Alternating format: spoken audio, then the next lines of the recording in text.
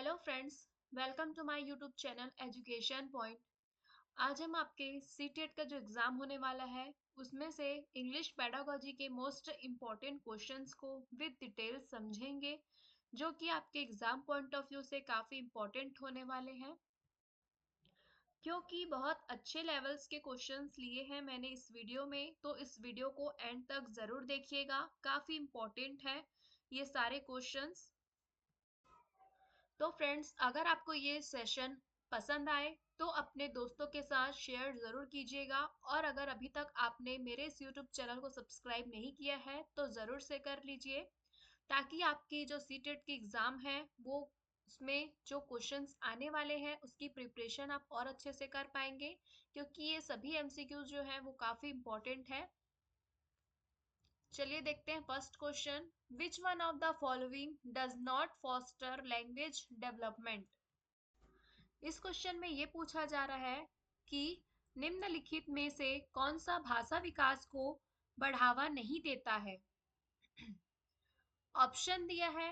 Option A, using language to express fantasy, मतलब कि fantasy यानी कि हो जाएगा कल्पना। ठीक है, कल्पना को व्यक्त करने के लिए भाषा का उपयोग करना। तो यहाँ पर ध्यान दीजिएगा, डज नॉट फॉस्टर यानी कि कौन सा जो है वो भाषा विकास को बढ़ावा नहीं दे रहा है, पूछा है ना इन चारों ऑप्शन में से।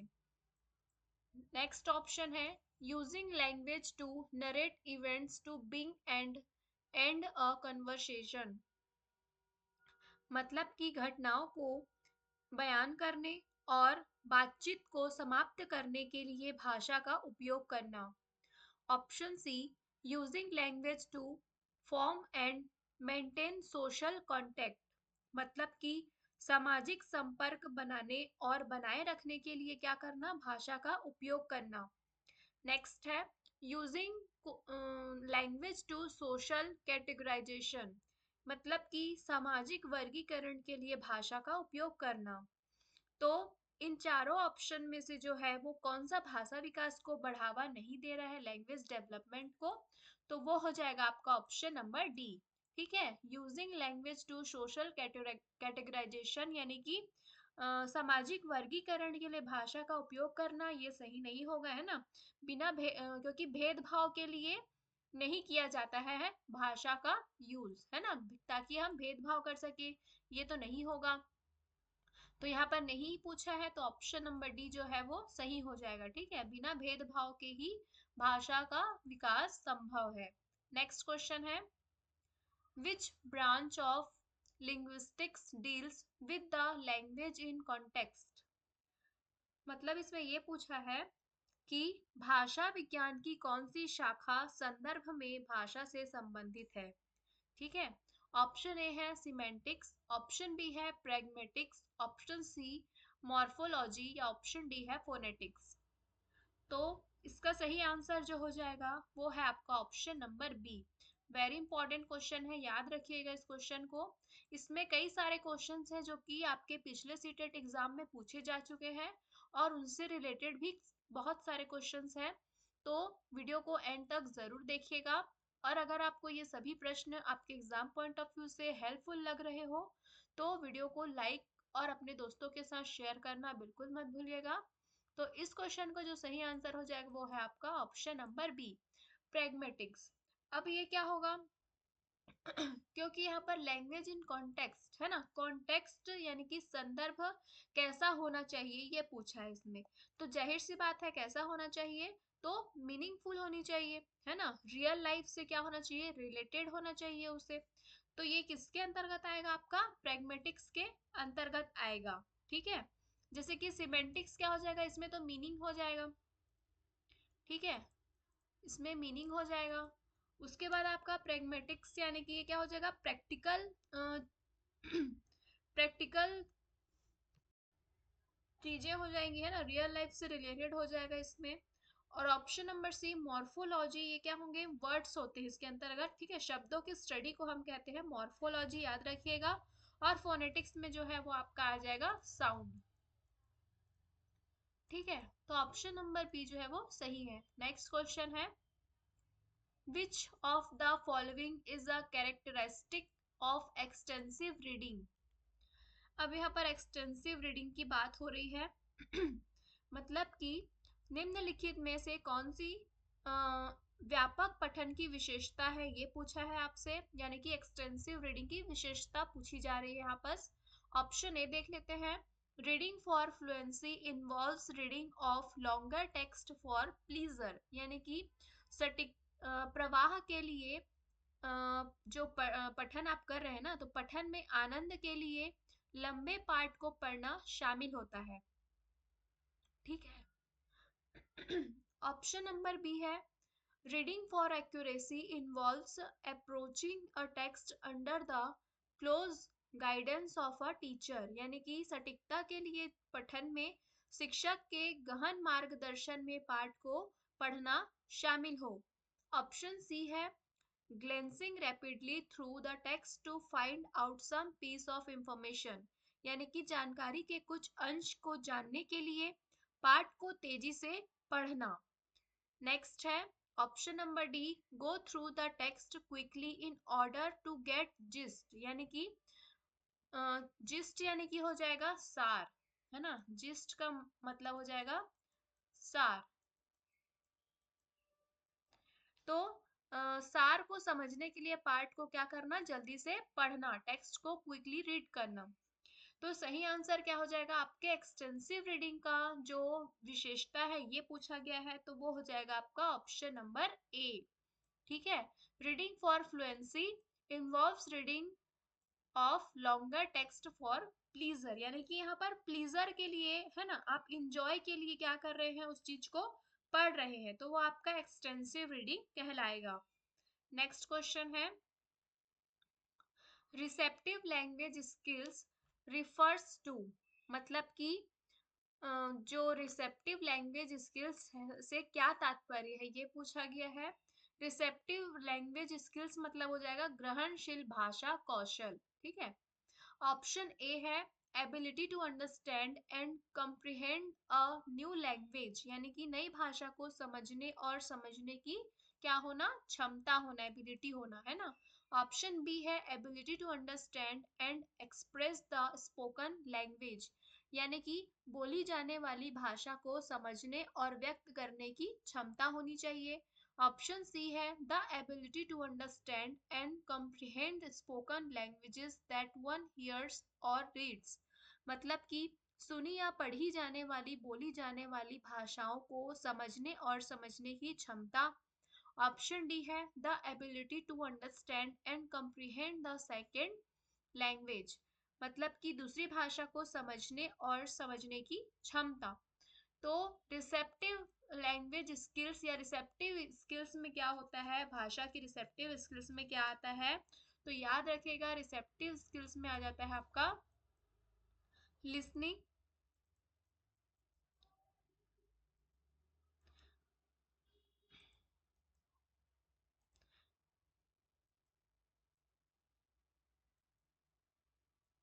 लिसनिंग आ जाएगा, और आपका आ जाएगा रीडिंग। ठीक है। तो इससे आप सही आंसर लगा सकते हैं। रिसेप्टिव स्किल्स में आ जाएगा आपका लिसनिंग और रीडिंग। रिसेप्टिव के अलावा और क्या होता है, तो प्रोडक्टिव हो जाएगा। ठीक है। प्रोडक्टिव रिसेप्टिव स्किल्स होता है और आपका हो जाता है भाषा में प्रोडक्टिव स्किल्स हो जाता है। तो वैसे तो भाषा के चार कौशल होते हैं, आपको सभी को पता ही होगा, एल, एस, आर और डब्ल्यू। तो इसमें से जो एल है, यानी कि लिसनिंग और रीडिंग, ये आपका हो जाएगा रिसेप्टिव स्किल्स, और प्रोडक्टिव स्किल्स के अंतर्गत आ जाएंगे आपका स्पीकिंग और राइटिंग। याद रखिएगा स्पीकिंग और राइटिंग। ठीक है। तो इन चारों ऑप्शन में से जो लिसनिंग एंड रीडिंग किसमें है, तो ऑप्शन नंबर सी में है ना। हियर्स यानी कि लिसनिंग हो जाएगा, और रीड्स करना यानी कि रीडिंग हो जाएगा, तो ऑप्शन नंबर सी जो है वो सही हो जाएगा। अच्छा क्वेश्चन है ये, इंपॉर्टेंट क्वेश्चन है ये, याद रखिएगा इस क्वेश्चन को। नेक्स्ट क्वेश्चन है। The purpose of formative assessment is, अब इसमें पूछा जा रहा है कि रचनात्मक मूल्यांकन का क्या उद्देश्य है। ऑप्शन ए है to make comparison between different students, यानी कि विभिन्न छात्रों के बीच क्या करना, तुलना करना। क्या ये है फॉर्मेटिव असेसमेंट, यानी कि यहाँ पर लिख देती हूँ मैं रचनात्मक। ठीक है। रचनात्मक मूल्यांकन।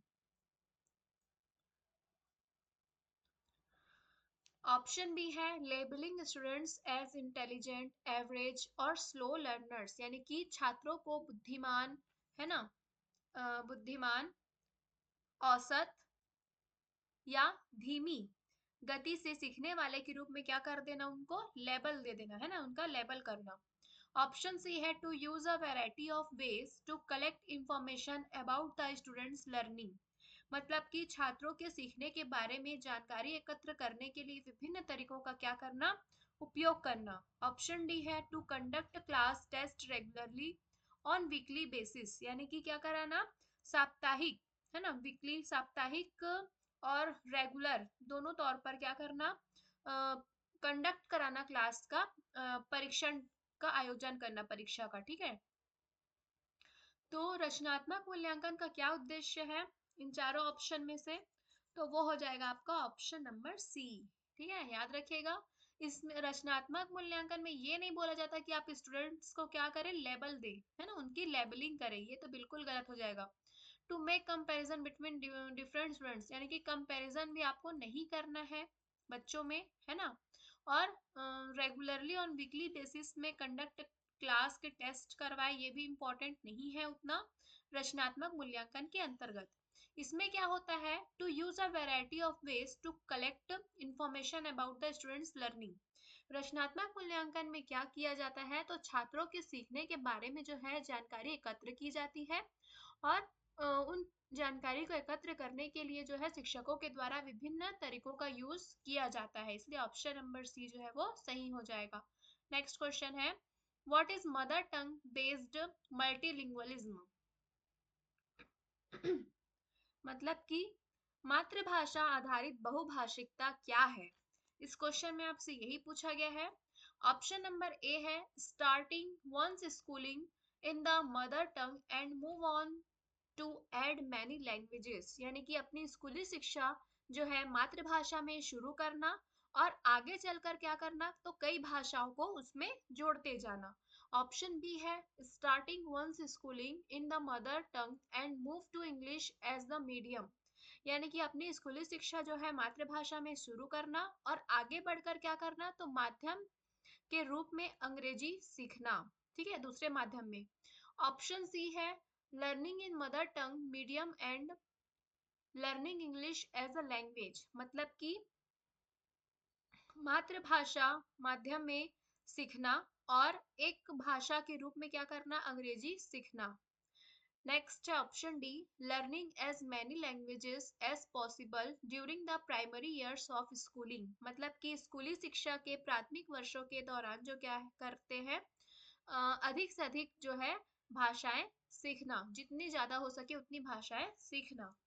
तो what is mother tongue based multilingualism, यानी कि मातृभाषा आधारित बहुभाषिकता क्या हो जाएगा, तो वो हो जाएगा आपका ऑप्शन नंबर ए, सही। ठीक है, starting one's schooling in the mother tongue and move on to add many languages, ठीक है, move on to add many languages, यानी कि अपनी स्कूली शिक्षा जो है मातृभाषा में शुरू करना और आगे चलकर उसमें कई भाषाओं को जोड़ना, तो ऑप्शन नंबर ए जो है वो करेक्ट आंसर है। नेक्स्ट क्वेश्चन देखते हैं the remedial language teaching is meant for development of, मतलब कि उपचारात्मक भाषा शिक्षण का उद्देश्य निम्नलिखित का विकास करना है। ऑप्शन देख लेते हैं। ऑप्शन ए दिया है particular skills left by regular teaching, option B है areas left by regular teaching, option C है लिमिटेशन ऑफ क्लास साइज, या ऑप्शन डी है बोथ ए एंड बी। तो इसका आंसर क्या हो जाएगा, तो इसका आंसर हो जाएगा आपका option number D, both A and B इसका सही आंसर है, यानी कि particular skills left by regular teaching, यानी कि जब नियमित शिक्षण द्वारा छोड़े गए कुछ विशेष कौशल हो जाते हैं, है ना, उनके लिए, और areas left by regular teaching, यानी कि नियमित शिक्षण द्वारा छोड़े गए कुछ क्षेत्र होंगे उनके लिए। ठीक है, ये जो उपचारात्मक भाषा शिक्षण का उद्देश्य जो है इन दोनों का जो है विकास करना होता है, इसलिए ऑप्शन नंबर डी सही हो जाएगा। नेक्स्ट क्वेश्चन है remedial work for spoken English involves, मतलब कि बोली जाने वाली अंग्रेजी के लिए उपचारात्मक कार्य में शामिल है। ऑप्शन ए है ड्रिल एंड स्टडिंग, यानी कि ड्रिल का मतलब हो जाएगा, क्या हो जाएगा, तो अभ्यास, ठीक है, ड्रिल मतलब हो जाएगा अभ्यास, एंड स्टडिंग यानी कि अध्ययन। बी है going through situation and practice, यानी कि किसी स्थिति से गुजरना और अभ्यास करना। ऑप्शन सी है division drill situation communication practice and reviewing, यानी कि क्या करना, विभाजन करना, अभ्यास, स्थिति, संचार और अभ्यास, और क्या करना, उसका समीक्षा करना। ऑप्शन डी है रिवीजन एंड प्रैक्टिस, यानी कि हो जाएगा रिवीजन करना और अभ्यास करना, यानी कि प्रैक्टिस करना, है ना, रिवाइज करना। तो ऑप्शन नंबर जो सी है ये इसका बेस्ट आंसर है, ठीक है। Remedial work for spoken English involve, यानी कि बोली जाने वाली स्पोकन इंग्लिश जिसे हम कहते हैं, तो बोली जाने वाली अंग्रेजी के लिए उपचारात्मक कार्य में शामिल क्या हो जाएगा, तो वो है आपका option number C, division drill situation communication practice and reviewing, ठीक है। नेक्स्ट क्वेश्चन है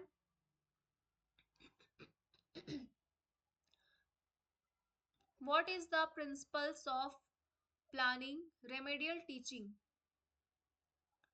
बाय टीचर।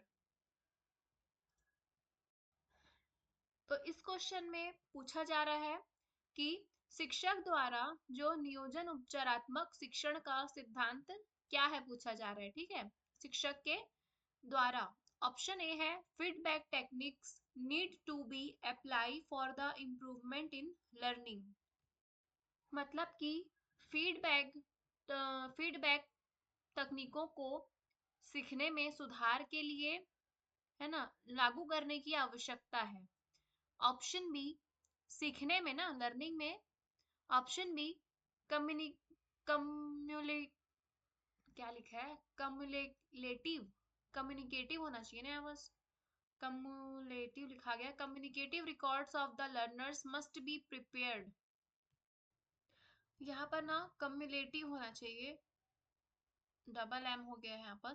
कम्युनिकेटिव रिकॉर्ड यानी कि हो जाएगा शिक्षार्थी का जो है संचयी रिकॉर्ड तैयार किया जाना चाहिए, ठीक है, कम्युनिकेटिव रिकॉर्ड यानी कि संचय रिकॉर्ड जो है तैयार किया जाना चाहिए। ऑप्शन सी दिया है टीचर मेड टेस्ट और स्टैंडर्डाइज्ड टीट कैन बी यूज्ड, यहाँ पर भी टाइपिंग मिस्टेक है, टेस्ट होना चाहिए यहाँ पर, ठीक है।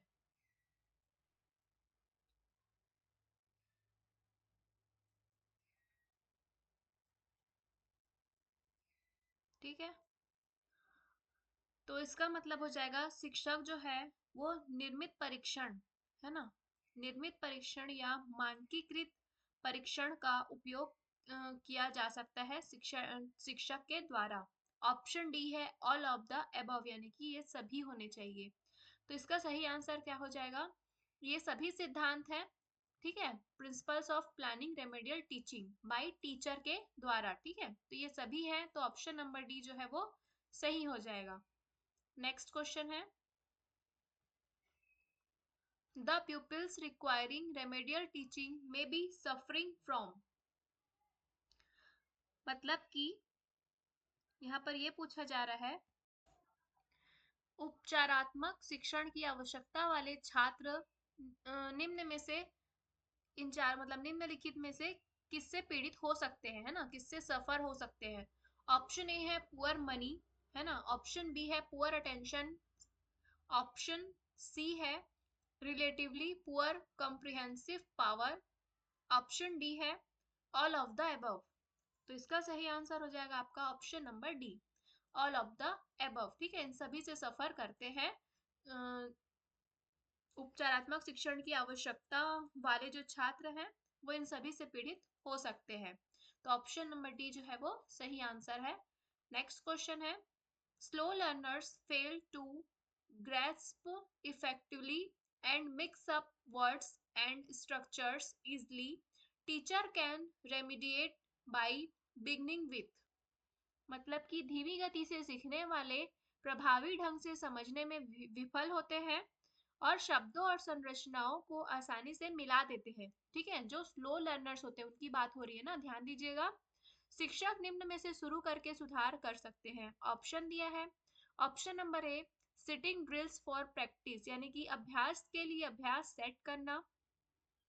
ऑप्शन बी है identifying the areas of difficulty, यानी कि कठिनाई के क्षेत्रों की पहचान करना। ऑप्शन सी है preparing a summary of the content of grasp, यानी कि समझने के लिए सामग्री का जो है उसका सारांश तैयार करना, समरी तैयार करना। ऑप्शन डी है engaging them with clever students, यानी कि उन्हें जो क्लेवर स्टूडेंट्स हैं उनके साथ क्या करना, जोड़ना, इंगेज करना।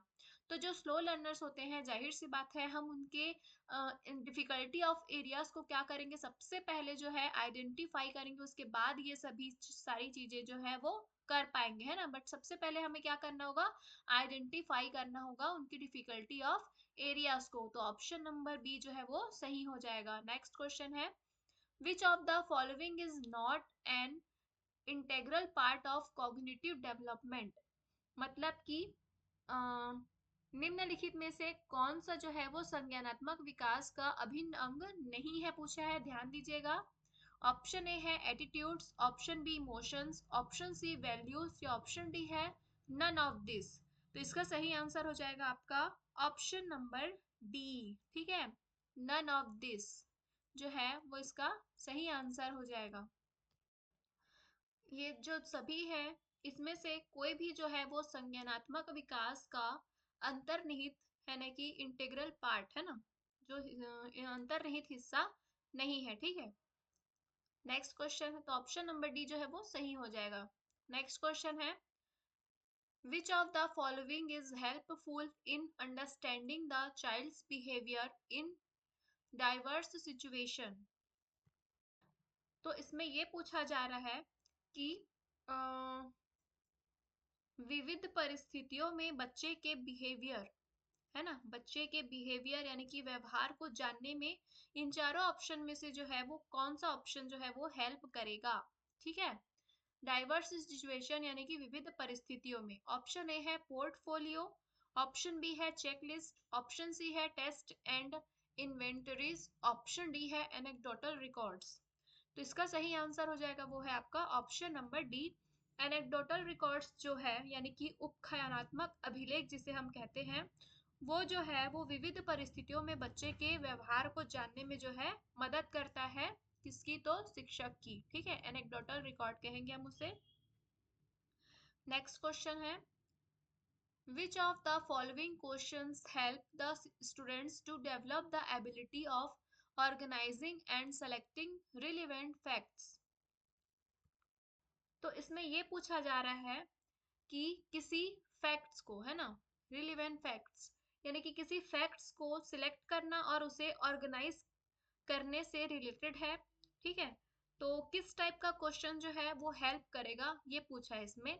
ऑप्शन ए है essay type questions, option B short answer type questions, option C very short answer type questions, या ऑप्शन डी है मल्टीपल चॉइस क्वेश्चंस। तो इसका सही आंसर हो जाएगा वो है आपका ऑप्शन नंबर बी। वो कैसा टाइप का क्वेश्चन होगा, तो शॉर्ट आंसर टाइप क्वेश्चन होगा। ठीक है, जो कि किसी फैक्ट्स को सिलेक्ट करना और उसे ऑर्गेनाइज करने से रिलेटेड होगा। तो उस टाइप में शॉर्ट आंसर टाइप क्वेश्चन जो है वो लिए जाएंगे। ठीक है, ऑप्शन नंबर बी जो है वो सही हो जाएगा। नेक्स्ट क्वेश्चन है, which is not true about summative assessment, मतलब कि यहाँ पर पूछा है आपसे सबमेटिव असेसमेंट यानी कि योगात्मक मूल्यांकन के बारे में जो कौन सा कथन है वो सही नहीं है, पूछा है, नॉट ट्रू पूछा है, ध्यान देंगे। ऑप्शन ए है it is usually a graded test, मतलब कि यह आमतौर पर एक ग्रेडेड टेस्ट होता है। Option B, it it encourages learn and forget syndrome, यानी कि यह सीखने और भूलने के सिंड्रोम को प्रोत्साहित करता है। Option C, it is carried out at the end of a course of learning, यानी कि यह सीखने के पाठ्यक्रम के अंत में किया जाता है, एंड ऑफ अ कोर्स होता है, ये तो सही है। Option D, it does not produce stress and anxiety among a learners, यानी कि यह शिक्षार्थियों में तनाव और चिंता पैदा नहीं करता है, तो ये भी बिल्कुल सही है। नॉट ट्रू पूछा है इसमें सबमेटिव असेसमेंट के बारे में, यानी कि योगात्मक मूल्यांकन के बारे में। अच्छा, तो यहाँ पर नॉट ट्रू पूछा है ना, तो ये तो गलत हो जाएगा। बाकी सही, मतलब कौन सा सही नहीं है?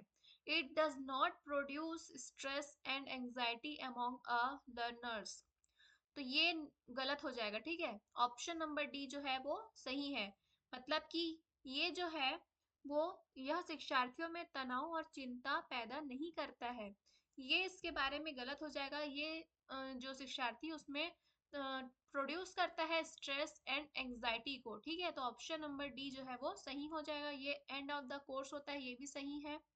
ये इनकरेज करता है ना। यह सीखने और भूलने के सिंड्रोम को क्या करता है, प्रोत्साहित भी करता है।